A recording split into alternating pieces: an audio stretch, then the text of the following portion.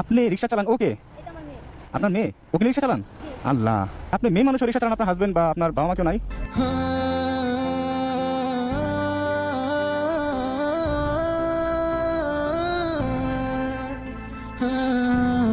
আসসালামু আলাইকুম, ভালো আছেন?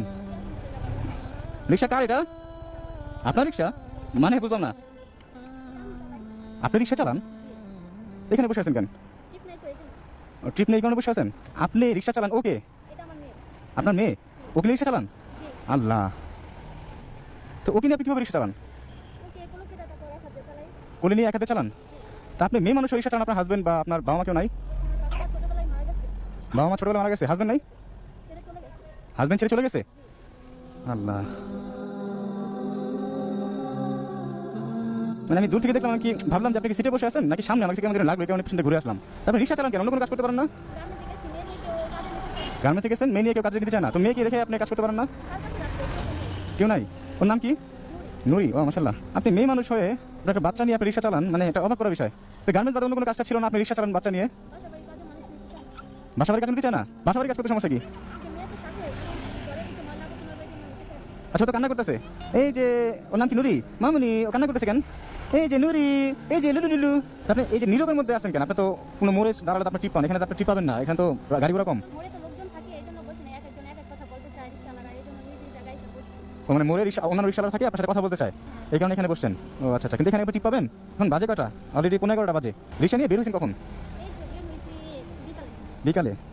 মানে আপনি রিক্সা চালান, এটা মানে আমি কি বলবো আপনাকে, আমার ভাষা খুঁজে পাচ্ছি না যে আপনি একজন মহিলা মানুষ, তার মধ্যে আপনার ছোট একটা বাচ্চা নিয়ে রিক্সা চালান। আপনি কি বলবো আমি নিজেও বুঝতেছি না যে মানুষের অসহায়ত্ব কতটা হলে যে এরকম রাস্তার মধ্যে রিক্সা চালাতে, আবার ছোট একটা বাচ্চা নিয়ে। আপনি যে ছোটবেলা বাবা মারা গেছে, মা মারা গেছে, এই জন্য কষ্ট করা লাগে, বিয়ার পরও স্বামী ছেড়ে চলে গেছে, বাপের দেখে কিছু দিতে পারে না, আমার তো দুনিয়ার কেউ নাই, দিদি কিভাবে, এই জন্য ছেড়ে চলে গেছে। ছোট থেকে কোনো সুখ পান নাই? আর ছোট থেকে কষ্ট করতে করতে কিন্তু বড় হয়েছি, তাও বিয়ার করে তাও করছে। মানে মানুষ, মেয়ে মানুষের মানে বাবার বাড়ি এক সুখ, দ্বিতীয় সুখ হলো স্বামীর বাড়ি। বাবার বাড়ি সুখ না পেলে অনেকে আশা করে স্বামীর বাড়ি সুখ পাবো, সেই সুখটুকু আপনি পান নাই। তবে একটা জিনিস ভালো লাগছে যে আপনি পর্দা সহিত কাজ করে খাচ্ছেন, কিন্তু তা বলে তো আপনি রিক্সা চালান একটা বাচ্চা নিয়ে, এটা তো আসলে মানে মেনে নেওয়া যায় না। আমার কিছুই খারাপ লাগতেছে, জানি না আরেকজনের কাছে কেমন লাগে। আপনি তো ছোটখাটো ব্যবসা করতে পারেন, যেমন একটা ছোট সবজির দোকান। ব্যবসা করবো কিভাবে, টাকা লাগে না, চালান লাগে, তো গাড়ি ভাড়া চালাই। ওর ক্ষুধা লাগছে অনেক। মানে ওনাকে আমি কি বলবো, একজন মেয়ে হয়ে, ওনার বয়স সম্ভবত বেশি না, মেয়ে হয়ে উনি বাচ্চা নিয়ে রিক্সা চালাচ্ছে, যে কতটা অসহায় হলে যে বাবা মারা গেছে, মা মারা গেছে, ছোট থেকে কোনো সুখ পায়নি, শেষ সুখ স্বামীর বাড়ি, সেটাও হলো না তার। রাস্তার মধ্যে খাওয়ান কিভাবে? ও তো ক্ষুধা লাগছে সম্ভবত। এই তো গাড়িতে বসে খাওয়াই। গাড়ির মধ্যেই? মানে ওনাকে দেখে আমি ভাষা হারাই ফেলতেছি যে উনি একটা মেয়ে মানুষ হয়ে রিক্সা চালায় রাস্তার মধ্যে, অথচ আমরা নির্বিকার এক কথায়, দেখেও না দেখার অবস্থা। ওনাকে আমি যে কী বলে সান্ত্বনা দিব সেটা ভাষা খুঁজে পাচ্ছি না। আচ্ছা, এই পর্যন্ত কত ইনকাম করছেন আপু? 150 টাকা? রিক্সা ভাড়া কত? 350 টাকা? তো রিক্সা ভাড়া দিবেন কি, আপনি খাবেন কি? এই জন্য বাসা যাচ্ছেন না?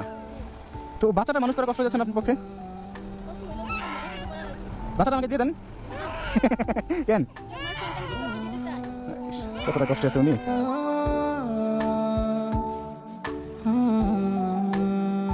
আচ্ছা, আপনি বাসায় চলে যান, বাসায় যাবো কিভাবে, গাড়ি জমা দেওয়া লাগবে।